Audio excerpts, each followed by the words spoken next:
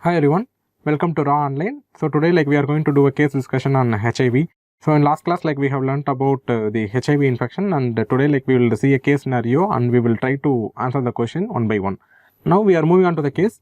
So here we are going to see a patient who is a 38-year-old male, and he is attending the general medicine outpatient department with the following complaint. So he is having loss of weight and loss of appetite, and that's going to be unexplained fever on and off for the past few weeks.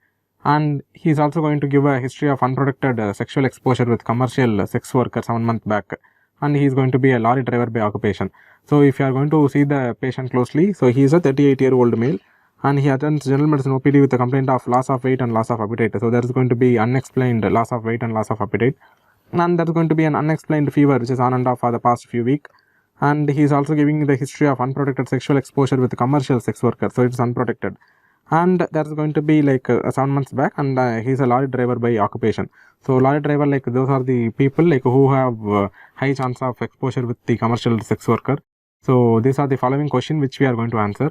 So here we are going to answer the question one by one. So the first question is going to be the first, what test would you like to perform for this particular patient? We are going to do some test for this particular patient. We are going to do a single test which is going to be pertaining to the particular case scenario. So here we are going to do a test that can be what kind of test which we can do.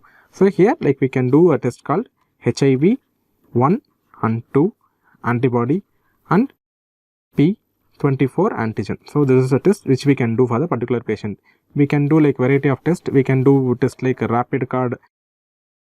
We can do methods like ELISA, and we also have other methods like CLIA. So these are the various methods by which we can detect the antibody against HIV-1 and HIV-2 virus, and we can also detect the P24 antigen. And what strategy will you follow here?